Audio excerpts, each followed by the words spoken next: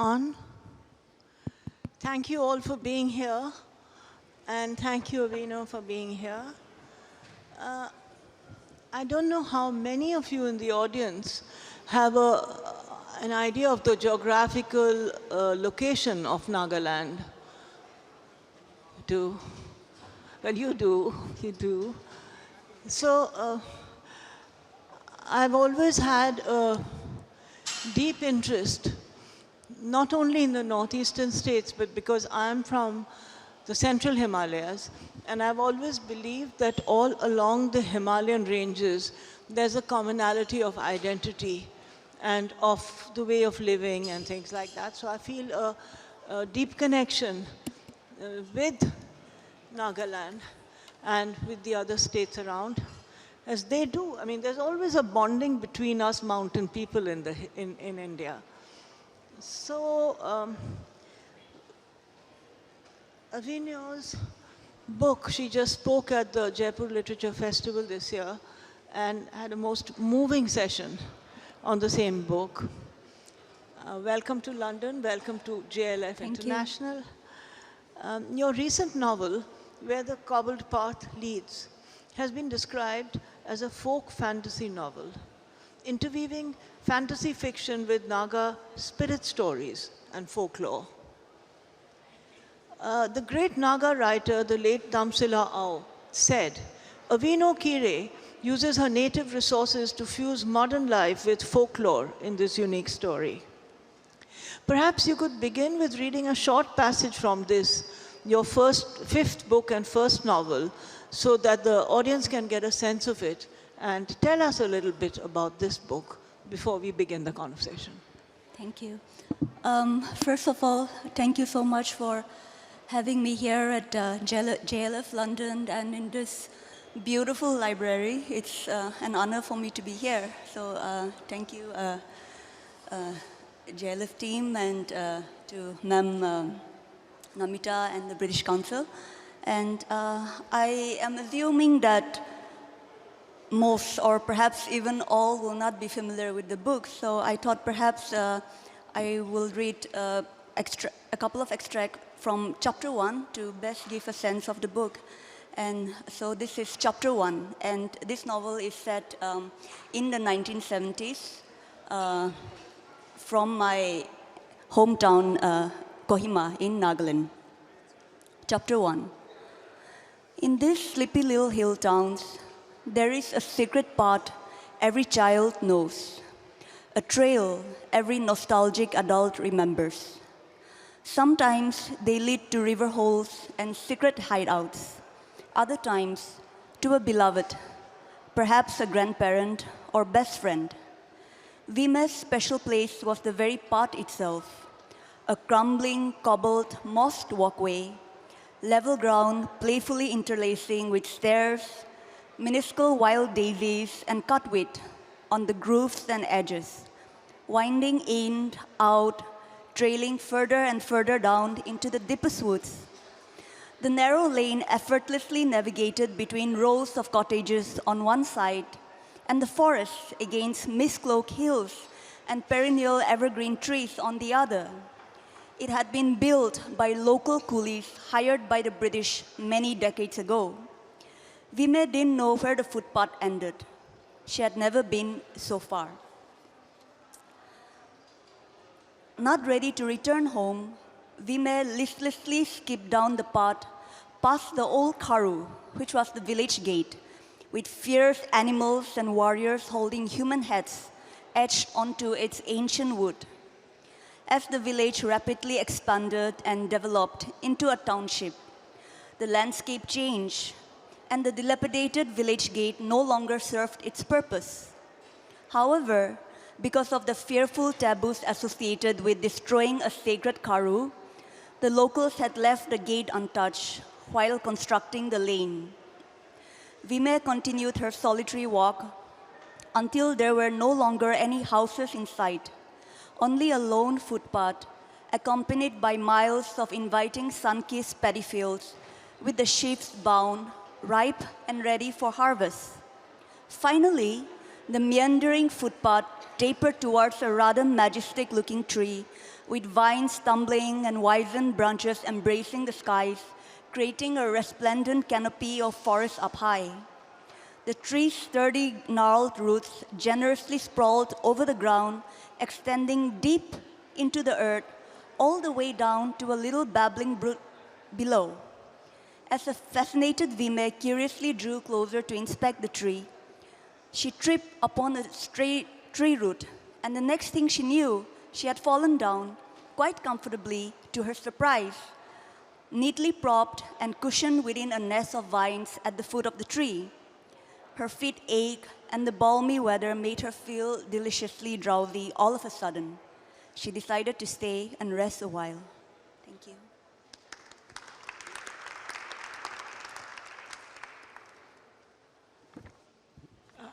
Tell us in a line or two what the book is about. Well, this book is, as the blurb describes, it's fantasy folklore. And so it's a blend of fantasy fiction and we interwoven with our Naga spirit stories and folk tales and our oral narratives. And that's the bigger picture. And also it is a book about grief, about surviving and about embracing and surviving grief. That's what the book is about in a nutshell. India is a very diverse country, and the northeast of India, each of the states there and each of the tribes within those states have different languages and different codes and different ways of living, with a huge oral narratives tradition. So, well, we'll come to all that later. Let me tell you this. No, I was wondering whether to talk about the cannibal traditions or the heads on the gate. And I thought that would distract us just now. You're from the northeast Indian state of Nagaland, with its intense culture and history, so richly layered and interspersed with animism, with devout Christianity, and with tribal identity.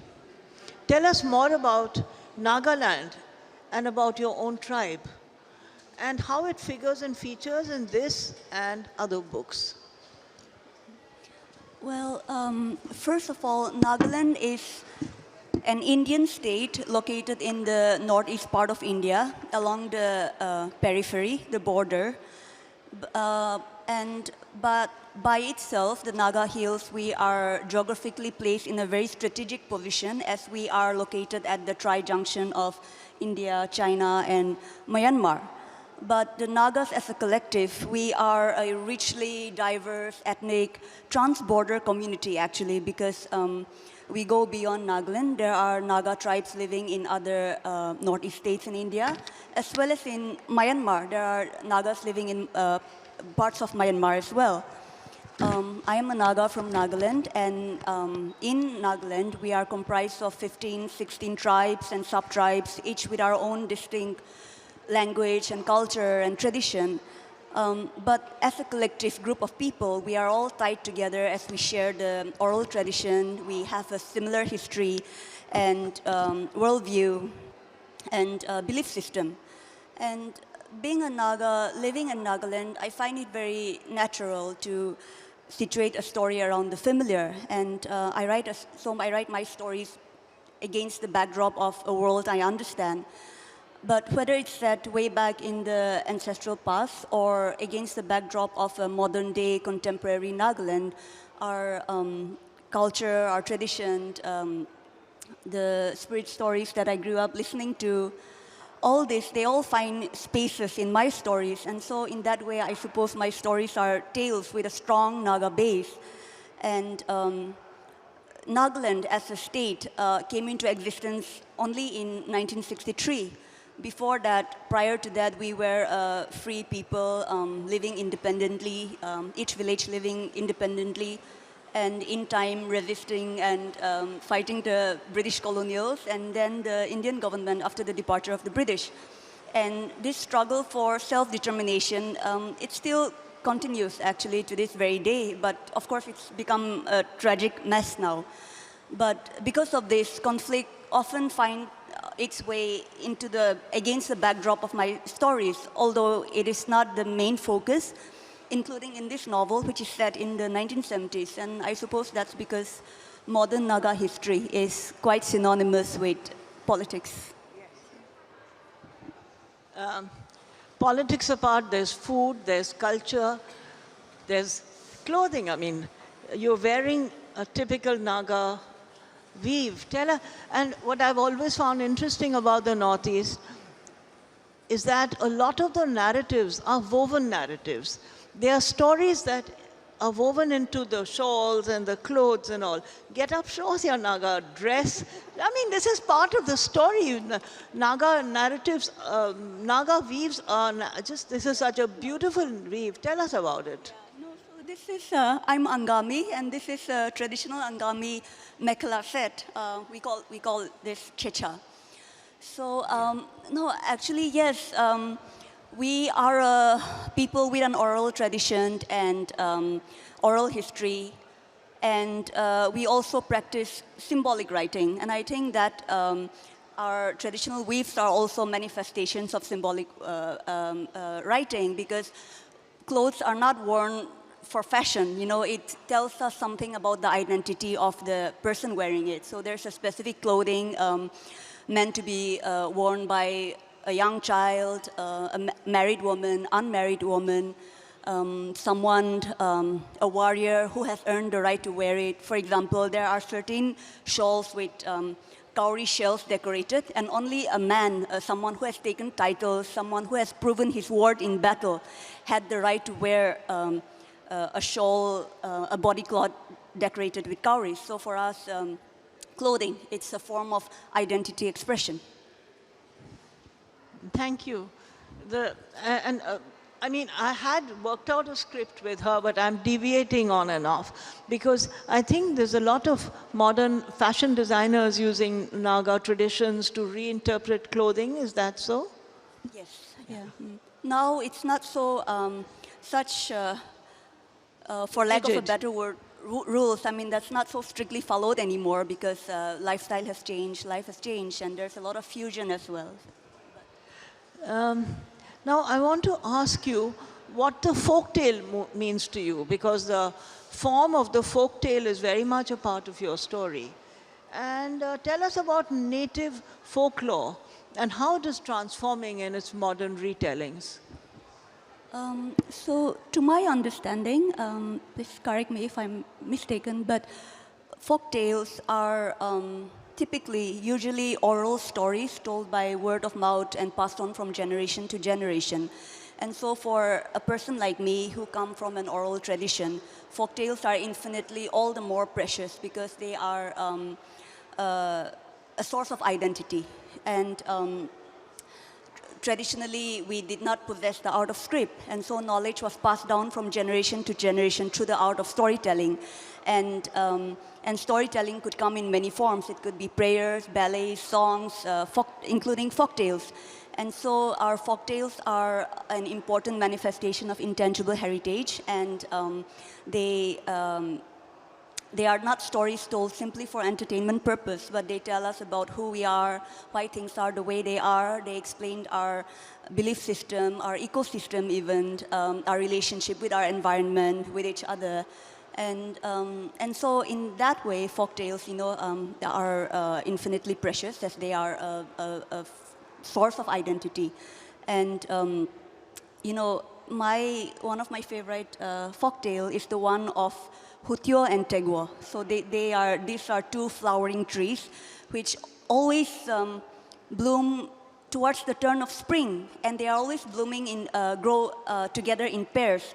And according to local folklore, these two trees were originally two young lovers, a boy and girl, who chose to immortalize their love by turning into flowering trees. And so Hutyo is the boy tree, and Hutyo bears red flowers.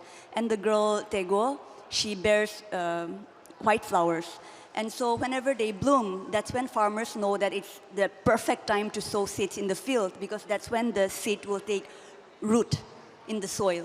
And I love this example of how our forefathers, nature was like a calendar for our forefathers, and how they rooted our traditional knowledge and they rooted our stories onto the physical world around us.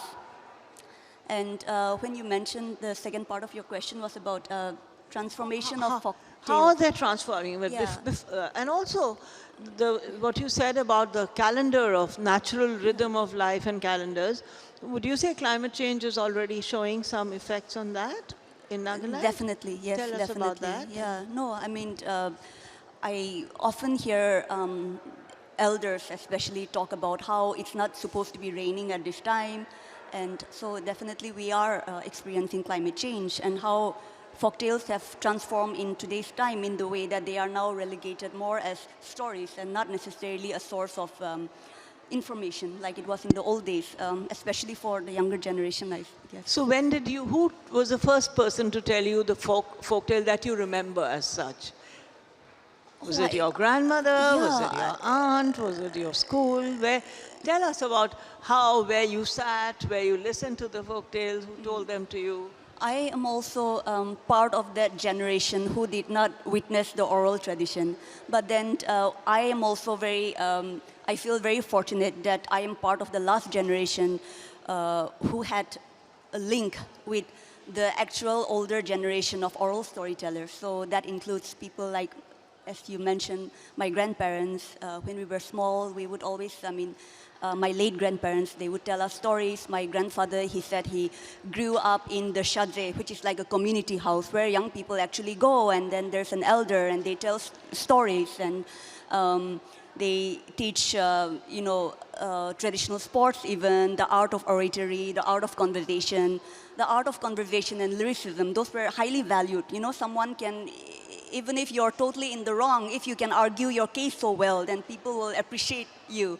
So my granddad, he used to tell us stories about about that. That's fascinating, even the art of conversation.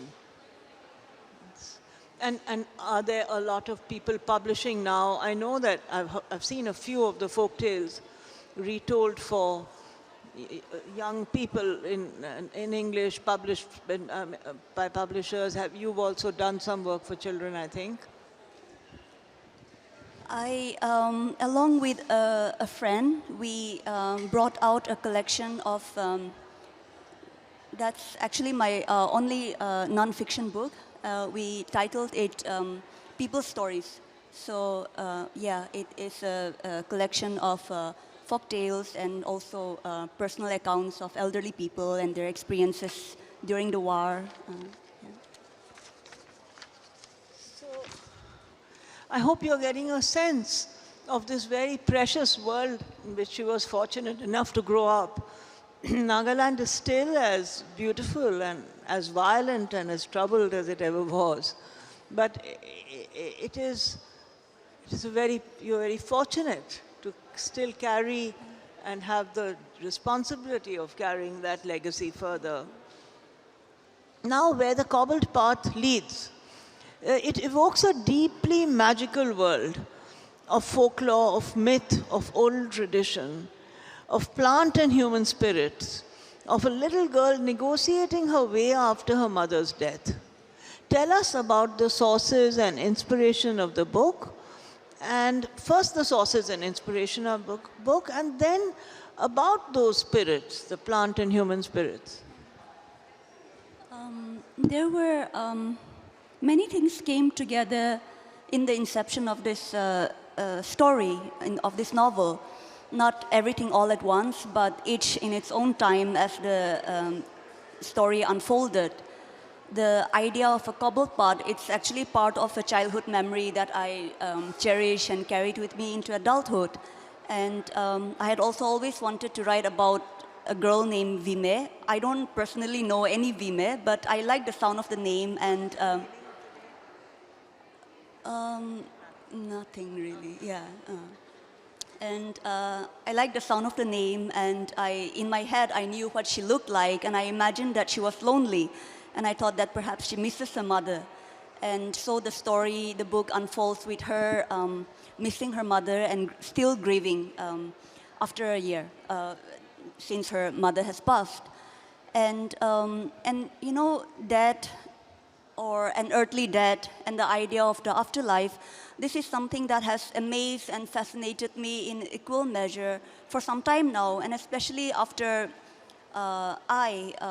as I'm sure most people, experienced the loss of loved ones, and it filled me with this longing to get a deeper understanding of what lies beyond the afterlife.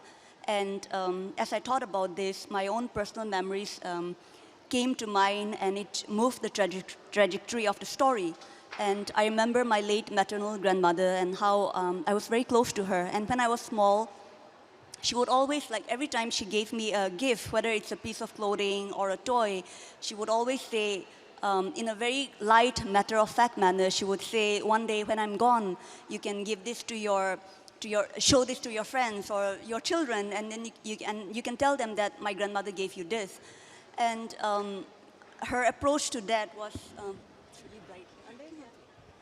Her approach to that was very different, contrary to most adults who deemed that an unsuitable topic for young children. And it's only after she passed that I realized how wise she was to talk to me about that the way she did. Not in a grave, morbid, heavy way, but it's something that all of us will experience. And I wonder why we don't talk about it more, and not necessarily to mean that we should be so fixated on that, but I think in a way that only makes us appreciate life better and to be able to prioritize and see things more clearly. And so, as I mentioned earlier, this story, it's a folk fantasy, and it's also a story about grief, about surviving grief, and so the protagonist, Vime, she goes on a adventure or misadventure of sorts, and this is where our spirit stories, the stories that I grew up listening to, all those came into play, and through this she learns how to experience, how to deal with pain and loss. So do share some of the spirit stories and give us a sense of them, please. But hold the mic. I mean, let's be loud because it's a... Well, yeah, I grew up, we have so many, we believed in so many supernatural beings, and then I tell you how you could do it. First you tell the plant and then the animal story of spirits. You know, there's different spirits, just categorize them, good spirits, bad spirits. No, we believe that, I mean, my an elderly oral nature used to tell me about how in the forest, you know, there's a forest god, Sakyo, and then sometimes he would reward hunters by, you know, enabling them to hunt, to have a successful hunt. And and every, almost every river or every mountain, every valley, they have their own spirits and gods. So, and we have tales of Miweno, which is supposed to be a very shy female spirit. We have friendly spirits, and we have mischievous ones, and even malevolent ones. So, all those I brought together into And do they look human, or do they look different from human? What do they? There are different descriptions. Okay. Some look human, some not so much. Yeah. Well, I'm fascinated and will interrogate you more about it. Are you getting the sun in your eyes? So, when did you lose your grandmother? When did she pass on? 2014. Yeah. And so the stories remained with you, and you go on telling them. So, on the one hand, you can see the deep connection with the ancient lore of Nagaland. And on the other hand, it is the state which is the only Christian state in India. Not the only. Are there any others? I think it is, I wouldn't know, but probably the only one which has been declared a Christian state by the government, actually. So it's a Christian state. It's a Baptist legacy mostly there. And yet, even though they are practicing Baptists, they also carry on the belief in Naga cosmology and respect the Naga cosmology. So this contradiction, how it balances itself out in daily life, in people's imagination, in your creative world, how do you do that? Well, Christianity came to the Nagas through the American Baptist missionaries in the early 1830s, I believe. And today, as you rightly pointed out, more than 80% of the population are Christian now. But prior to that, we Nagas, we practice our ancestral spiritualism. And so till today, many beliefs pertaining to our ancestral spiritualism still persist. And I don't necessarily think that this is in conflict with Christianity, because we always believed in a supreme creator God known as Kepenyofe. Our oral accounts do not give a physical description of Kepenyofe, but it tells us that this supreme creator is above all other spirits, that all others are, other spirits are lesser spirits, and that Kepenyofe is in control of all the elements, including the floods, earthquakes, and is in control of the stars, the moon, the moon, the skies. And there is a very well-known prayer which goes, in translated, it goes like, "Sky is my father, earth is my mother, I believe in Kepenyofe." And this was a prayer for protection from malevolent spirits. So in a way, and then there are some... Can you say it in your language? Not right now. Ti afe kidve afe. Something like that, yeah. So, yeah. And so the Christian God and Kepenyofe, I mean, there's a lot of similarities, and also a lot of other similar stories as well. And so I think this also maybe allows us to practice Christianity in the framework of our own culture and tradition, and not in the Western tradition. But this is just my opinion, of course. Okay, now, I think you're getting the sun in your eyes. Is that you want to move to a comfortable spot? I'm trying to find a It's shade. moving. Yeah, Okay, what we'll do is, just hold on, audience. We can.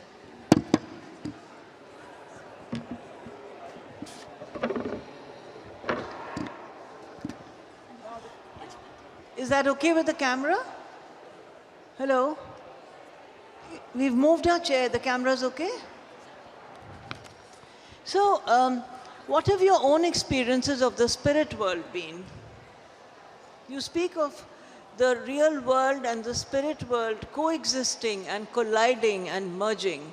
Coexisting we can sort of believe, but where do they collide and where do they merge? In your story they collide and merge, but your own experiences or your experiences of your friends or people you know?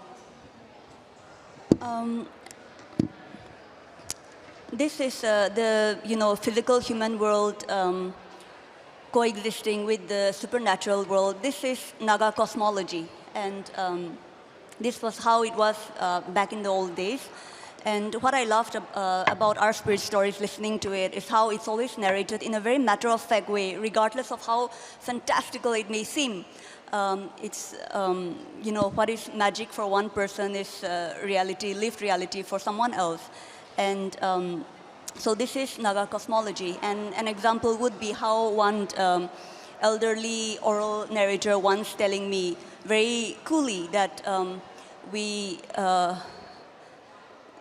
knew a warrior spirit known as Kamafi. And he said, this elderly narrator told me that these warrior spirits are fast leaving our lands and forever retreating into the spirit realm because they do not like the smell of motor cars in these newly constructed roads. So it's something very specific, yeah. So I think maybe this would be an example. It is possible because spirits are supposed to have a very strong sense of smell, and that's why incense and things is lit to lure them or to calm them. So it's interesting to know that some spirits do. It's quite possible that they find petroleum fumes just not their natural environment.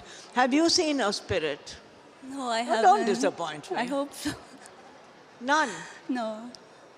But that's the thing. That's why it makes me so fascinated, because I listen to them and I believe in these stories completely. And so I suppose my stories are a way to try and provide glimpses of an old world which is almost disappearing, or in fact Yes. almost absent in the urban areas now. But what you're saying about the spirits going away, I've heard, I come from a place called Nainital, in the central Himalayas. And I was talking to some people who do prayers there and things, and they said that we have been told or we have sensed, or we have been told that the local gods are upset because there are too many tourists, because the sacred feeling of the mountains is going, and they are retreating. And they will manifest very, very selectively, if at all. So it is true that spirits disappear, these kind of spirits, which are to do with place and with geography and with trees and with the whole ecosystem of spiritual things. So I've been to Nagaland only about 15 years ago, and it was so magical. I could feel those spirits everywhere in that, the village, I told you that Nifio whatever's village, and the sound of the music there, and it's tragic if these, well, you must go back and tell some stories to the spirits to persuade them to come back. Do you think spirits exist everywhere? Would you say that London would have its own sort of spirits?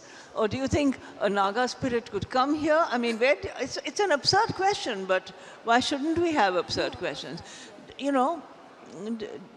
What do you feel that the spirits that would live in London would be completely different from the spirits that live, say, in the Naga forests? Or do you think they would be able to communicate with each other at some level? I wouldn't know, but I do think spirits are sometimes indigenous to the land. I mean, because that's why we have certain river spirits that inhabit this particular place only. 13 river spirits. Certain river spirits. And each with their own name and their own personalities. Yeah, Like the Tista River also has, there are so many folk tales around. And trees also have their own names and spirits. yes, not all trees, of course, but certain trees. So I think the spirits can also be native to the. On plane and come here.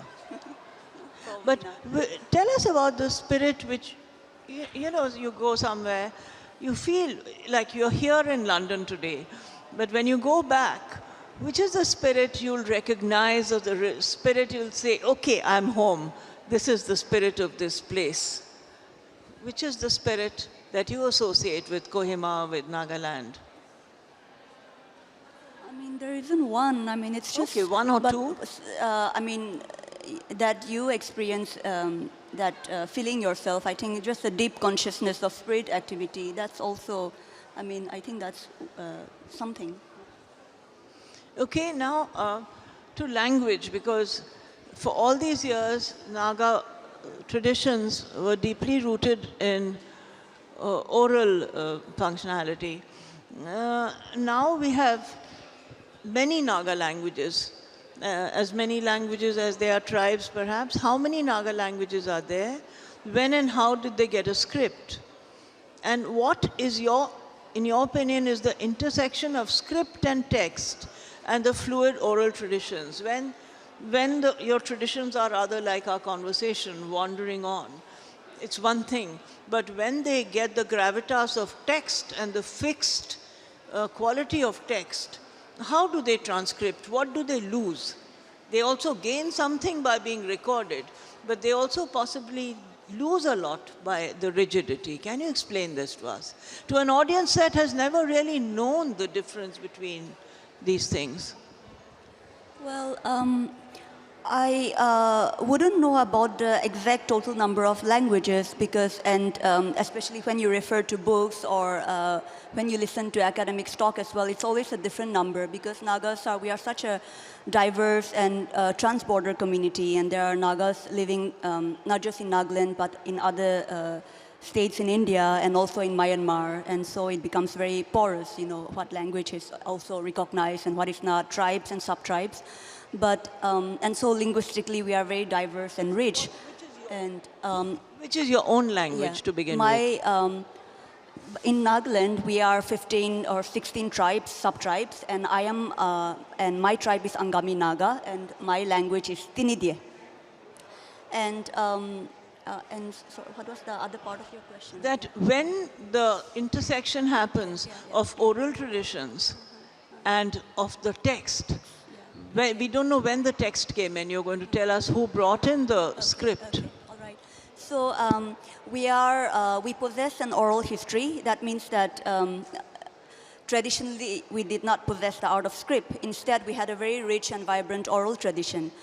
And it was only towards the 1830s, the early part of the 1830s, through script came to us through the American missionaries.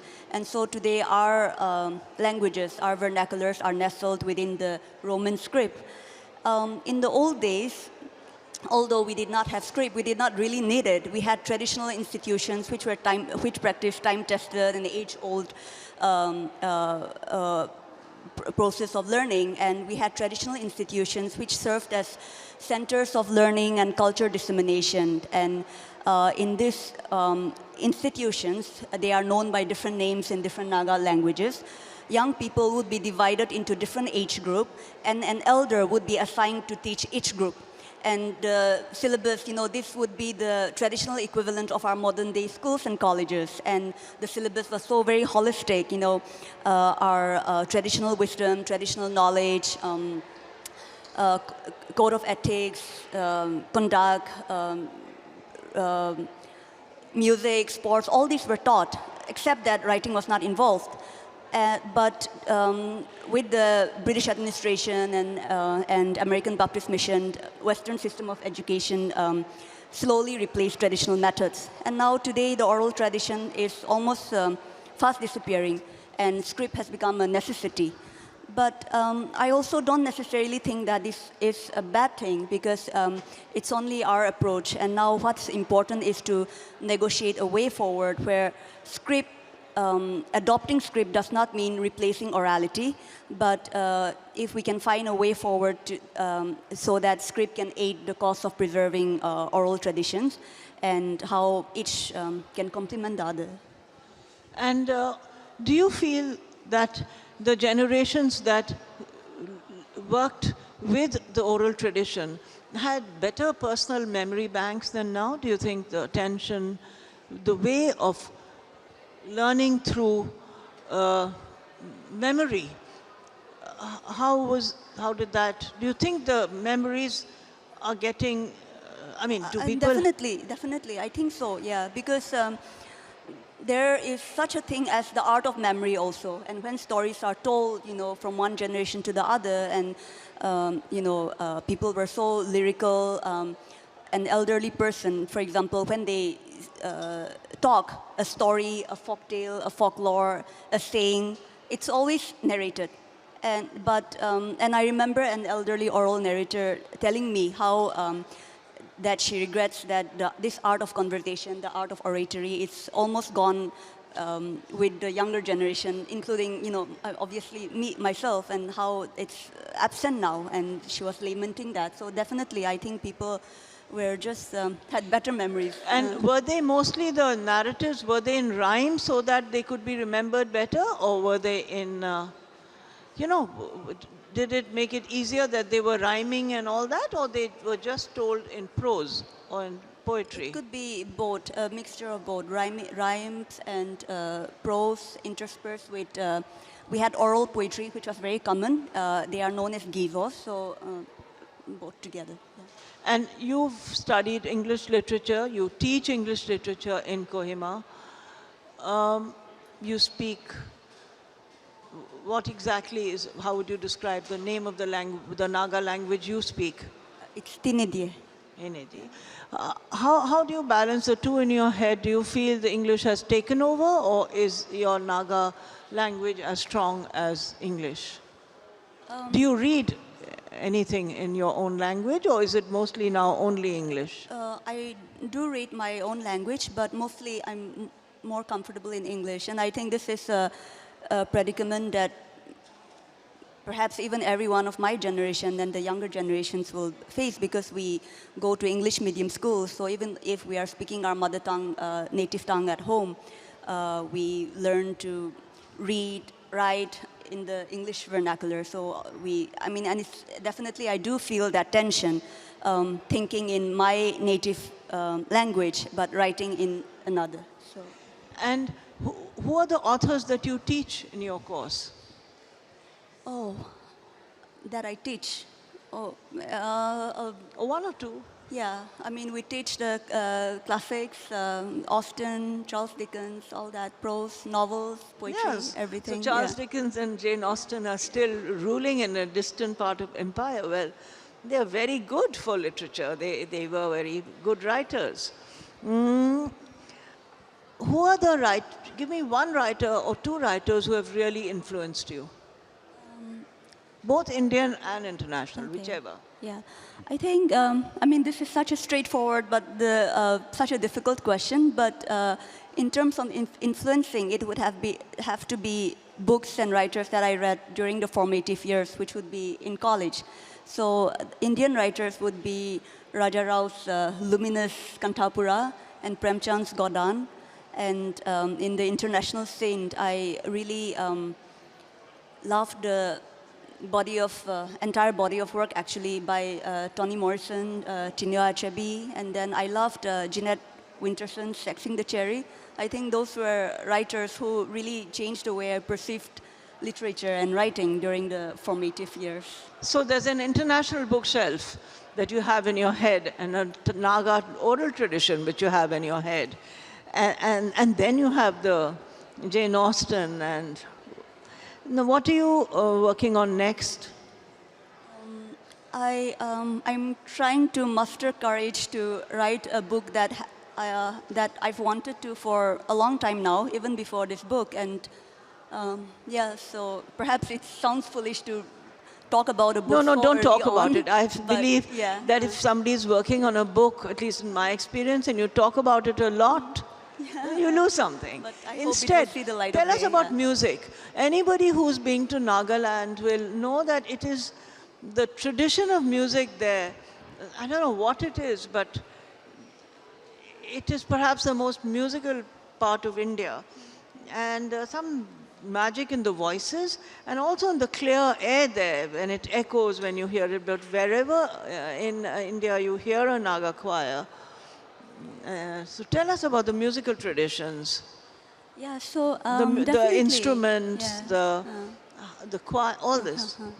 Yeah, so I definitely think that music is orality at its sweetest, and music is such an integral part of our tradition. And I don't mean music during celebrations and festivals, but it was a part of daily life. Life was strenuous back then, and music helped to ease daily life. So farmers, for example, young people who work in groups in the fields, there would be a specific song sung. Some meant to be sung in groups, some by a lone worker. And I'm told that there's a specific music sung during each activity in the field. So the listener, just by listening, they would get a sense of what activity the worker is progressing into, whether it's sowing seeds or preparing the soil, plowing the soil, that sort of thing. And I don't know whether this qualifies as music, but I suppose I'm speaking about music in a very broad manner. But we Nagas, we are a warrior tribe, and in the old days, head hunting was practiced. And so a warrior, after slaying a victim, a lone warrior would ululate the customary traditional "we," which is a war cry with a very distinctive sound. And so people who listened. Yeah. Yeah. No, I wouldn't know how to. But yeah, so. Tell us more. I'm very interested. A little more about the musical traditions, and then we'll open out. Is there any instrument you play in particular? Are you fond of? There are musical instruments. One that I think has really been able, successfully been able to transcend into the modern, into today's contemporary music, thanks to our local musicians like the Tetsuo sisters and others, is the tati, which is a one-string instrument. Is it one string? Yeah, a one-string instrument. I think we have 10 minutes left, so I'd like to open up to questions. If somebody could have a mic with them, and anybody has any, yeah, there are 2 questions, 3 questions. So we have the first 3 to begin with, 1, 2, 3. Thank you very much for a really fascinating insight into Naga culture. I was interested to know what the social structures are of how the society works. I mean, how are leaders chosen? Are they inherited? Are they, you know, who leads? Are there elders, and do people look up to the elders? So give us an idea of how that structure works. Well, I have to be careful here because we are a very diverse community and many tribes, and each have their own specific social structure. But on a whole, there's a particular tribe, for example, known as the Konyaks, and they have kingship. You know, they have their aunts and they have their a tradition of kings. But on the whole, we Nagas, we are a very egalitarian society, and there are elders who are seen as, you know, decision makers and leaders. So we have elders, but we are a very classless, egalitarian society. And I think a ritual or a practice that really exemplifies this is the practice of a feast of merit. So whenever somebody becomes very rich, he's had a very good harvest, then he gives a feast for the entire village and then becomes an honored title taker. But in the process of doing so, he has distributed his wealth and by giving a feast to the entire village. So then everybody goes back to, you know, the same thing, that wealth is distributed.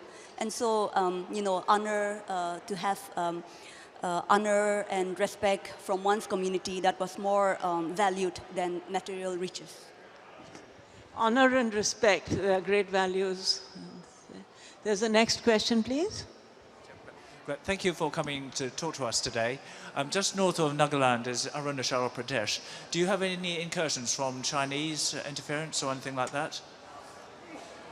Sorry, yeah, can you repeat? Yeah. Yeah, just north of Nagaland is Arunachal Pradesh. Yeah. Yeah. Is there any incursions, anyone crossing over the boundaries for Chinese coming over to interfere with your culture, with your peoples? No, I So don't it's think okay, so. yep. No, yeah. He meant that, you know, the Chinese are coming into Arunachal Pradesh, and considering Arunachal Pradesh is close to Nagaland, have you all experienced any of that? Not in a, maybe stray cases, but not in a significant way that it's reported as such. So not officially, no. Maybe through TikTok. There's a question there, and then we'll close. Hello, I'm loving what you're telling us about. And we lived in Bhutan for 5 years, which is another country where local protector spirits are very much part of everyday life. And after 5 years, they became, I would say, part of mine as well.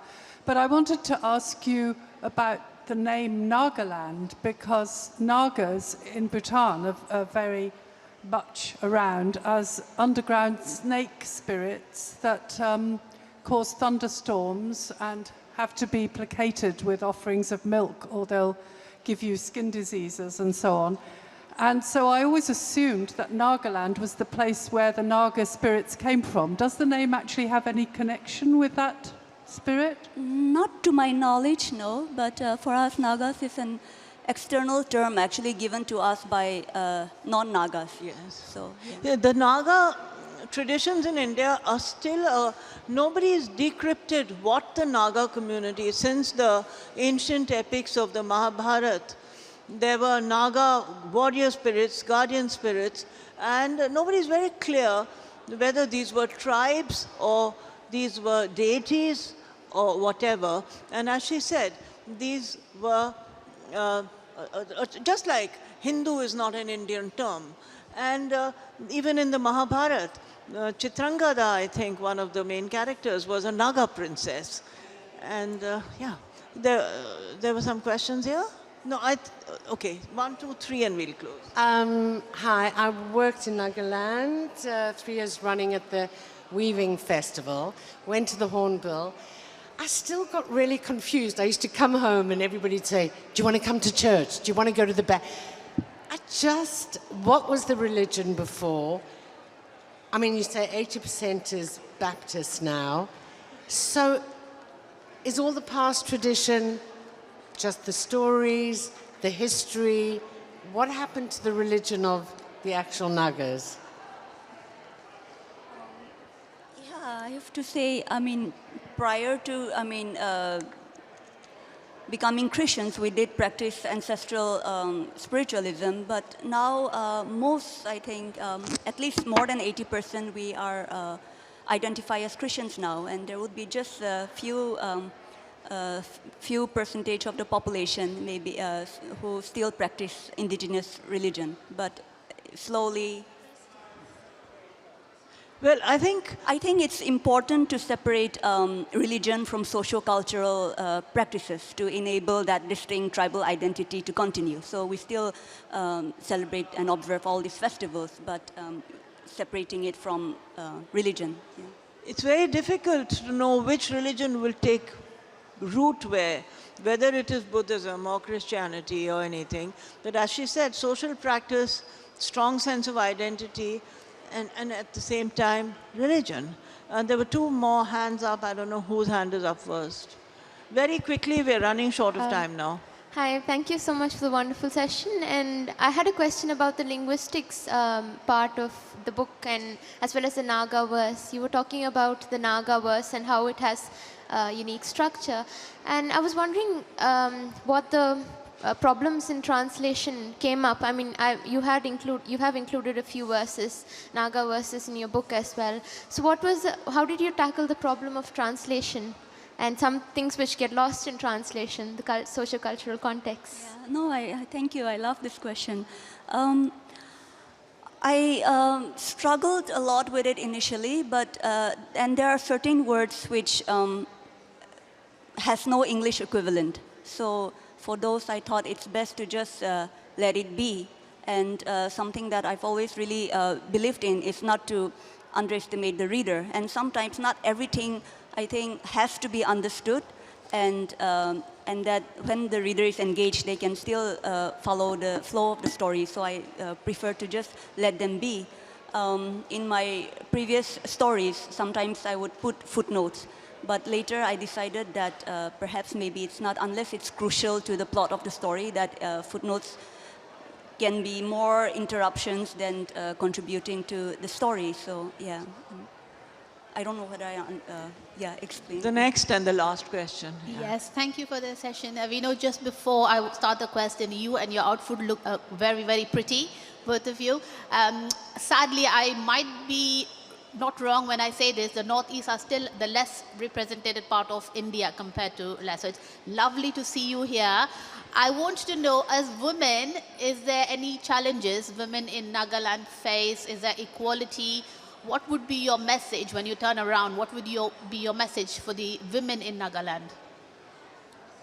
That's a huge question. I mean, we are a patriarchal and patrilineal society. So, the idea of being women being seen and not heard, that is very true.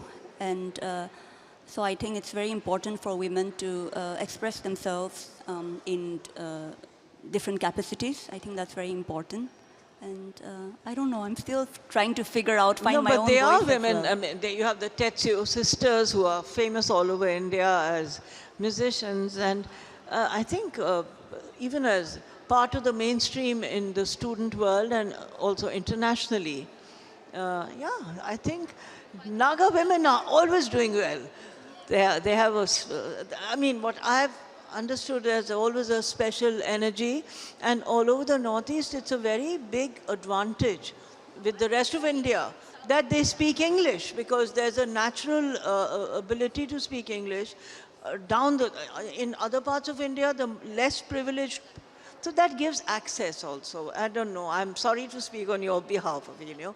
Do you want to give any last words to the audience before we wind up? Anything you want to say from your heart? Nothing at all. Just thank you so much for making time to be here. And I was actually expecting a much smaller audience. I would be very happy with this, but this is lovely. Thank you.